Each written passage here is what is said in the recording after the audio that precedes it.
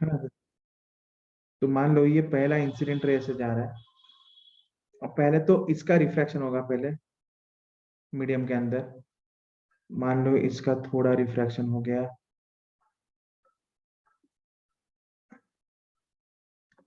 ठीक है ना। तो इसका जो रिफ्रैक्शन हो रहा है, मान लो ये जो पहला रिफ्रैक्शन हो रहा है, ये जो रे है ना, this is may be headed towards like this perhaps, है ना। मान लो कि ये जो रे है ना, ये मान लो इस तरफ जा रहा था पूरा।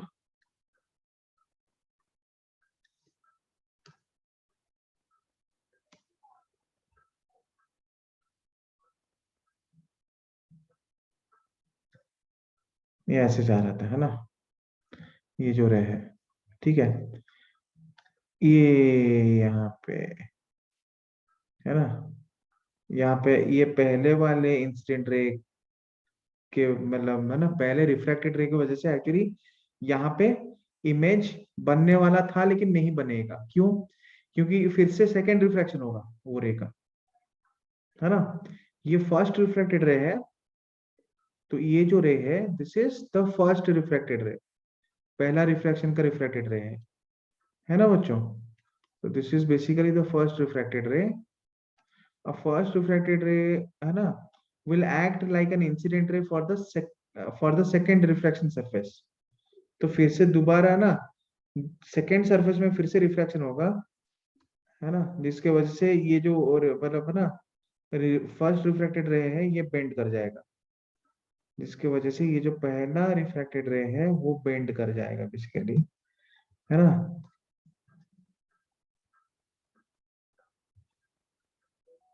हम्म, है ना, हियर द फर्स्ट रिफ्रैक्टेड रे basically let's say it is bending, है ना, बेंड करके आ जाएगा कहाँ पे, यहाँ पे आ जाएगा फाइनल इमेज, है ना। तो ये हो जाएगा u ऑब्जेक्ट डिस्टेंस, ये हो जाएगा v फाइनल इमेज डिस्टेंस, फिर यहाँ से ये हो जाएगा v डैश, यहाँ से हो जाएगा v डैश। v डैश क्या है? v dash is the initial image distance, है ना, बेसिकली, है ना। ये जो v डैश है, v dash will act like image distance for first refraction, object distance for second refraction। the first refracted ray is basically, ये जो first refracted ray है this is incident ray for second refraction। और इसको मैं बोल सकता हूँ incident ray, incident ray for, किसके लिए incident ray? Incident ray for second refraction, incident ray, है ना, फॉर सेकेंड रिफ्रैक्शन। ये हो जाएगा incident ray for second refraction. समझ में आया? ठीक है ना। और ये जो सेकेंड रिफ्रैक्टेड रे है, ये जो सेकेंड रिफ्रैक्टेड रे है, ये हो गया हमारा सेकेंड रिफ्रैक्टेड रे।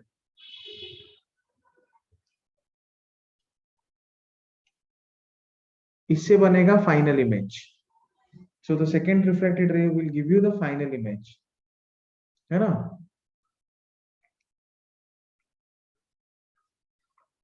ठीक है ना। तो बेसिकली हम ये बोल सकते हैं u जो है ना, u जो है that is object distance,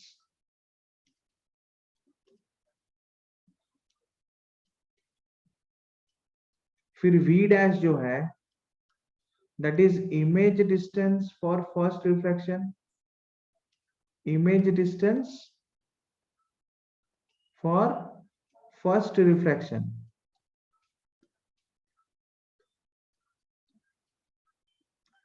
image distance for first refraction, और ऑब्जेक्ट डिस्टेंस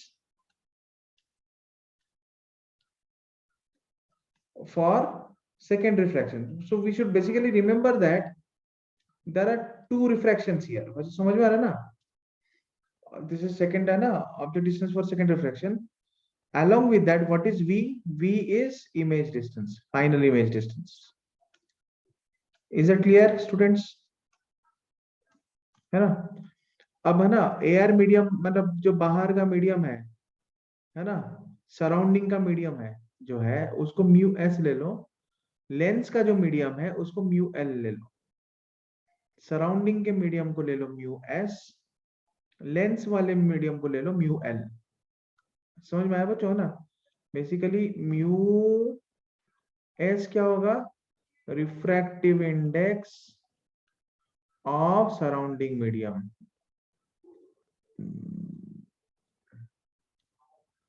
मीडियम, ठीक है ना? फिर म्यू एल क्या होगा? Refractive index of medium of lens.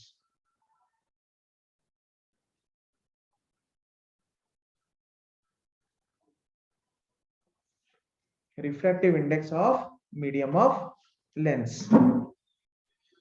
समझ में आया बच्चों? Is that clear?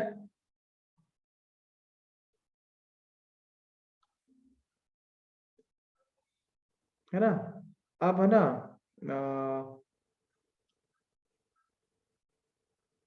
Now for single surface refraction हमें ये पता है that for single surface refraction, बच्चों इतना समझ में आया था ना?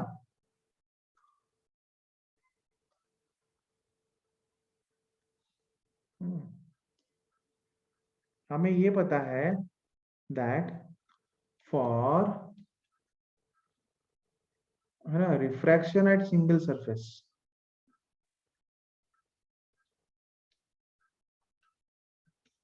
Eight single surface, single surface के रिफ्रैक्शन की वजह से क्या होता है basically? μ2 by v minus μ1 by u is equal to μ2 minus μ1 by r. ठीक है ना? तो फॉर फर्स्ट रिफ्रैक्शन तो हम ये बोल सकते हैं ना, फॉर फर्स्ट रिफ्रैक्शन, पहले रिफ्रैक्शन की वजह से क्या होता है? For first refraction, now for first refraction जो है, पहले वाला जो रिफ्रैक्शन है, वी नो दैट, है ना, जो सेकेंड मीडियम है वो लेंस वाला medium mu L. Image distance कितना है लेंस मतलब, है ना, फर्स्ट रिफ्लेक्शन के लिए? v डैश है ना, minus minus mu S minus mu S, है ना, that is the first medium refractive index. Surrounding medium is the first medium here, divided by object distance u is equal to mu L minus mu S. Okay, मैंने यहाँ पे और दो चीजें यहाँ पे नहीं दिया है, रेडियस ऑफ कर्वेचर, है ना. तो मान लो पहले वाले सरफेस का रेडियस ऑफ कर्वेचर r1 है, और ये जो सेकंड वाला सरफेस है इसका रेडियस ऑफ कर्वेचर r2 है ना. So basically what is r1? r1 is radius of curvature. r1 क्या है? Radius of curvature of first spherical surface, है कि नहीं बच्चों? और r2 क्या है? r2 is again radius of curvature. समझ में आ रहा है ना बच्चों? r2 is radius of curvature of second spherical surface. ठीक है बच्चों? तो पहले वाले रिफ्रैक्टिंग सरफेस का रेडियस ऑफ कर्वेचर r1 है, और दूसरे वाले सरफेस का रेडियस ऑफ कर्वेचर जो है वो r2 है.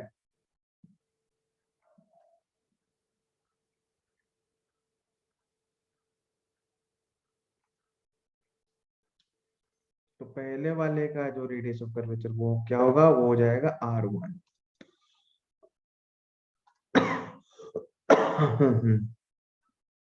This is for first refraction. Next है for second refraction.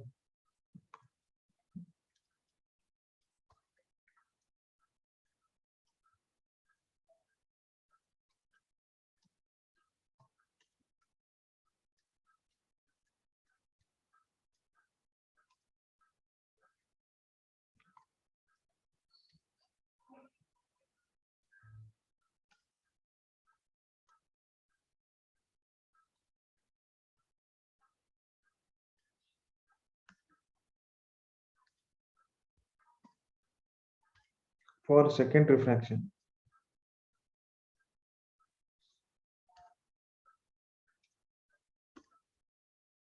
Second refraction के लिए क्या होगा, सेकेंड रिफ्रैक्शन के लिए क्या होगा, सेकेंड रिफ्रैक्शन के लिए देखो बच्चों, ऑब्जेक्ट डिस्टेंस v डैश है, इमेज डिस्टेंस v है, सेकेंड रिफ्रैक्शन के लिए है ना। तो सेकेंड रिफ्रैक्शन के लिए यहाँ पे बेसिकली क्या होना चाहिए कि जो μ2 है, that is refracting refractive index of refracting medium, refracted रे का रिफ्रैक्टिव इंडेक्स क्या है, μ1 है यहाँ पे। तो पहले तो यहाँ पे आ जाएगा ये जो मतलब है ना μs आ जाएगा यहाँ पे, रिफ्रैक्टेड रे कहाँ पे, सराउंडिंग मीडियम में, divided by final image distance v minus mu one क्या है, इंसिडेंट रे का रिफ्रैक्टिंग मीडियम, इंसिडेंट रे का मीडियम का रिफ्रैक्टिव इंडेक्स। इंसिडेंट रे यहाँ पे सेकेंड रिफ्रैक्शन के लिए लेंस में है, इंसिडेंट रे है ना, सेकेंड रिफ्रैक्शन के लिए लेंस में है, लेंस का रिफ्रैक्टिव इंडेक्स म्यू एल है, तो mu L by V dash is equal to, है ना, म्यू टू माइनस म्यू1, मतलब रिफ्रैक्टिव इंडेक्स ऑफ है ना, रिफ्रैक्टेड रे medium minus refracting index of incident medium, है ना। तो वो हो जाएगा, रिफ्रैक्टेड मीडियम का रिफ्रैक्टिव इंडेक्स है mu S minus mu L है किसका, म्यू एल है ना, बाय R2। समझ में आया ना, ठीक है। तो ये हो जाएगा ना, माने ऑन द होल हमारा equation. So this is our equation, equation 1, and this is equation 2. समझ में आया ना बच्चों, एक है इक्वेशन 1, दूसरा है इक्वेशन 2, है ना। तो अब इन दोनों को जब मैं कंबाइन कर लूंगा, है ना, if I add both the equations now, ठीक है ना, can I move to the next page बच्चों, can I move to the next page, ये अगर लिख लिया तो,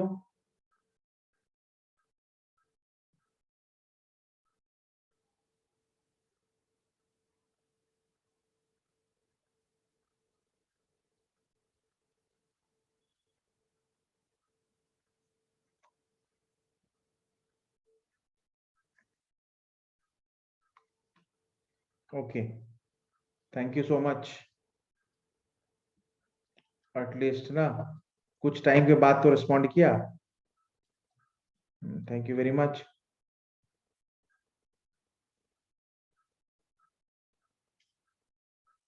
है ना,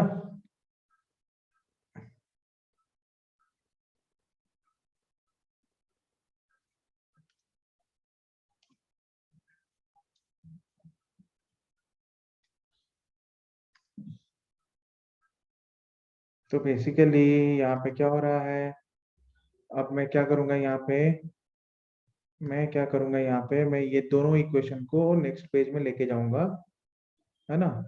इसको लेके जाने के बाद दोनों इक्वेशन को,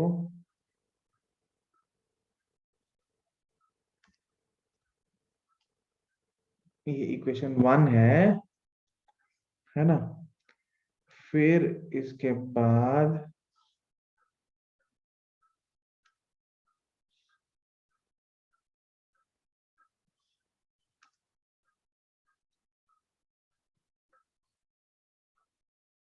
ये इक्वेशन 2 है, फिर इसको कर लेते हैं कॉपी।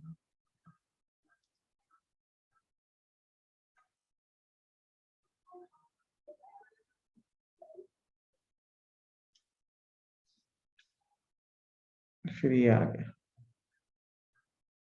इसको कर लिया हमने पेस्ट। ठीक है ना। अब दोनों इक्वेशन को जब हम ऐड कर लेंगे, इक्वेशन 1 और 2 को जब हम ऐड कर लेंगे, तो mu L by v dash minus mu L by v dash cancel हो जाएगा। So I get mu S whole into 1/v minus 1/u, है ना, इज इक्वल टू, है ना, mu S whole into 1/v minus 1/u is equal to mu L, है ना, minus mu L minus mu S whole into 1/r1 minus 1/r2. So implies I'm getting 1/v minus 1/u is equal to mu L minus mu S by mu S, है ना, whole into 1/r1 minus 1/r2। ठीक है बच्चों, है ना। तो basically देखो, है ना, वी नो दैट, है ना, when v is at infinity, है ना, when let's say ना object distance is at infinity, है ना, u tends to infinity, v tends to f, है ना। So for v tends to infinity, u tends to f. So that means I can say that 1/v minus 1/u, है ना, will be equal to 1/f, है ना, for the above condition। ये एक general observation है, and this is also general condition, है ना। तो ये जनरल कंडीशन भी है ना।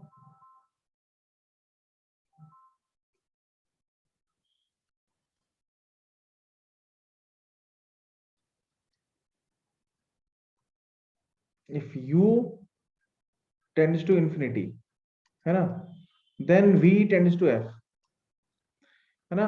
u will be tending to infinity, तो v will be tending to f, implies ये जो 1/v माइनस 1/f क्या होगा, u इंफिनिटी पुट कर लो तो, है ना, यहाँ पे u इंफिनिटी पुट कर लोगे तो 1/infinity हो जाएगा, v is equal to f हो जाएगा, implies 1/f is equal to mu l minus mu s by mu s whole into 1/r2 1/r1 minus 1/r2।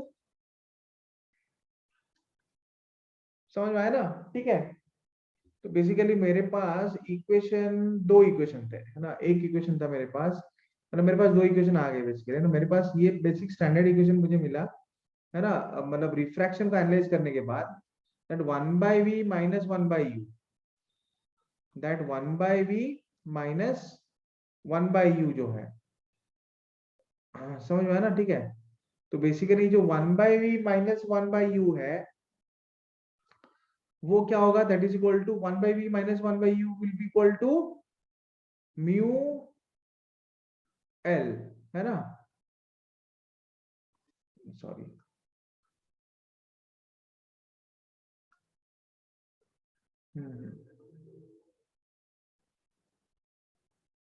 Minus mu S by mu S into 1/r1 minus 1/r2। समझ में आ रहा है बच्चों, है ना।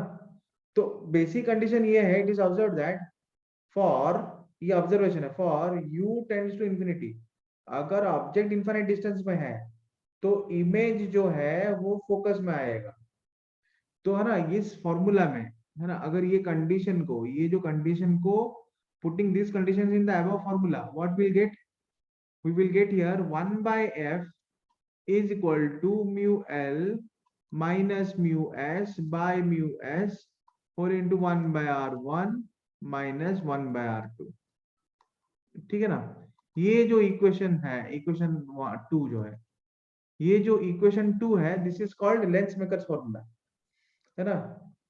Equation 2 is called, एक तीर में दो दो शिकार हो गया यहाँ पे, है ना। Equation 2 is called lens makers formula.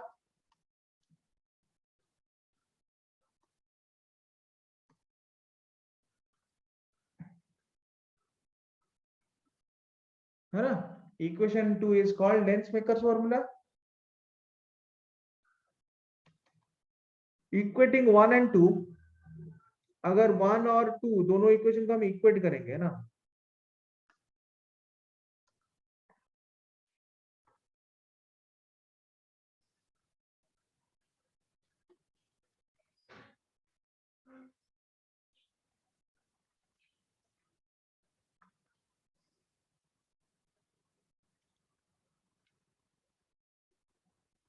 Equating equation 1 and 2,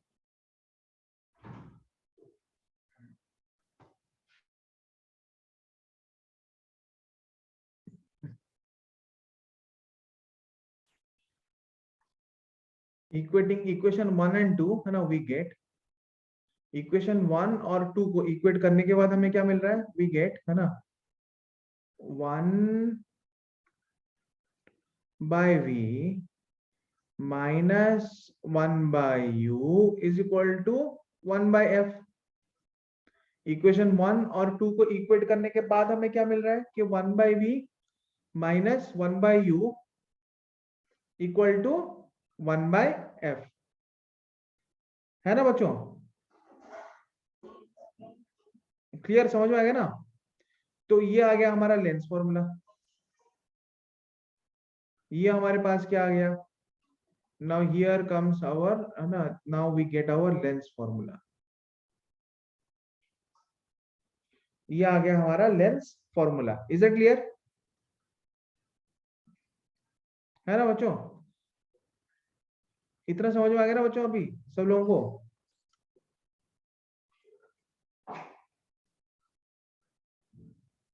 ये आ गया हमारा लेंस फॉर्मूला, ठीक है। तो फिर बेसिक लेंस के बाद अभी हम लोग देखेंगे, है ना, कि ये जो हमारे पास मैग्निफिकेशन है ना, what is the magnification, lateral magnification, है ना। So basically what is lateral magnification,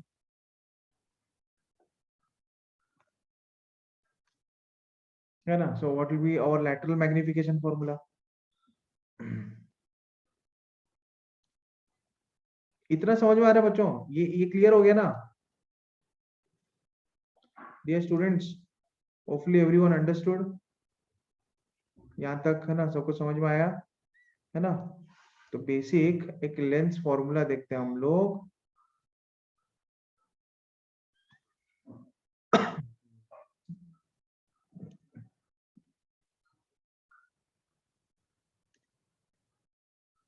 previous page, एक मिनट प्रीवियस पेज दिखा दूंगा मैं, थोड़ा मैं डायग्राम तो बना लूं,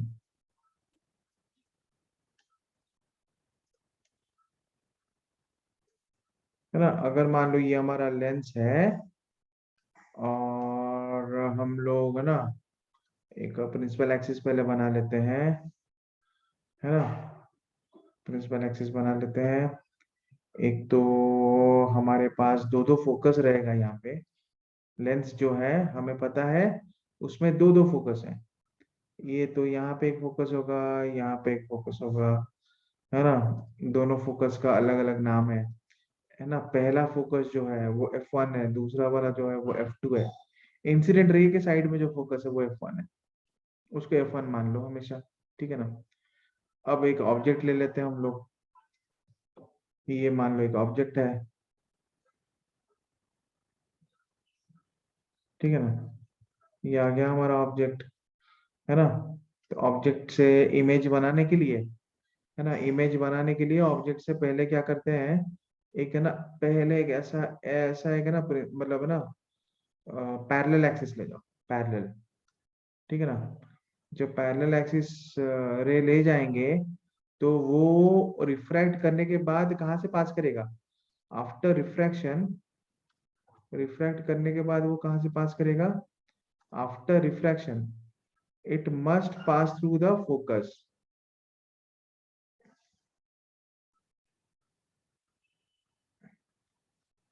है ना। रिफ्रैक्शन के बाद वो कहाँ से पास करेगा? रिफ्रैक्शन के बाद वो पास करेगा कहाँ पे? कहाँ से? फोकस में पास करेगा, ठीक है ना। फिर उसके बाद क्या होगा? फिर उसके बाद जो है और एक ऐसे रे ले जाओ जो कि ऑप्टिकल सेंटर से पास करेगा। रे विच passes through the optical centre, वो ऑप्टिकल सेंटर से पास करने वाला रे जो है वो अनडेविएटेड चला जाता है ना। इट मस्ट मूव अनडेविएटेड, है ना। ऑप्टिकल सेंटर से पास करने वाला जो रे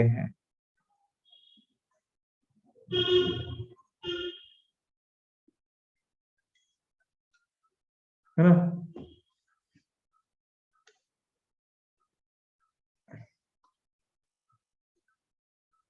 मस्ट गो अनडेविएटेड, है ना बच्चों।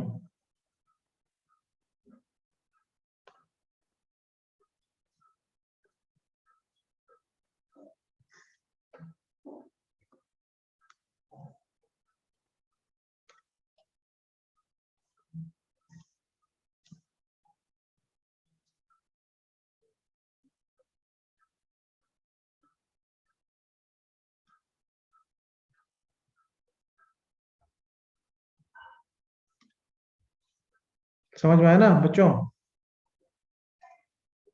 ये आ जाएगा अनडेविएटेड, है ना।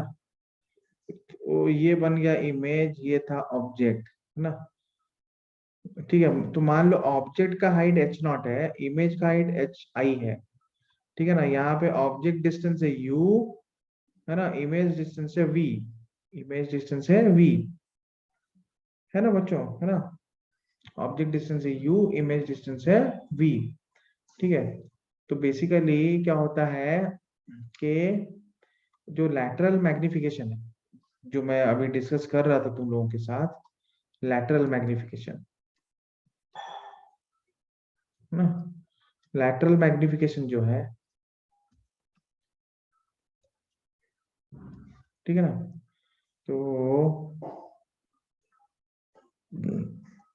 मान लो ये ऑप्टिकल सेंटर है सी, ठीक है ना। ऑप्टिकल है ना, ये जो मतलब है ना, ये ओ, और ये मान लो ओ पी, ये आई, और मान लो ये पी डैश, ये ट्रायंगल, है ना। तो बेसिकली लैटरल मैग्निफिकेशन क्या होता है? लैटरल मैग्निफिकेशन का पहले तो मैं तुमको डेफिनेशन बता देता हूँ ना। What is lateral magnification by definition? Lateral magnification जो है बाय डेफिनेशन,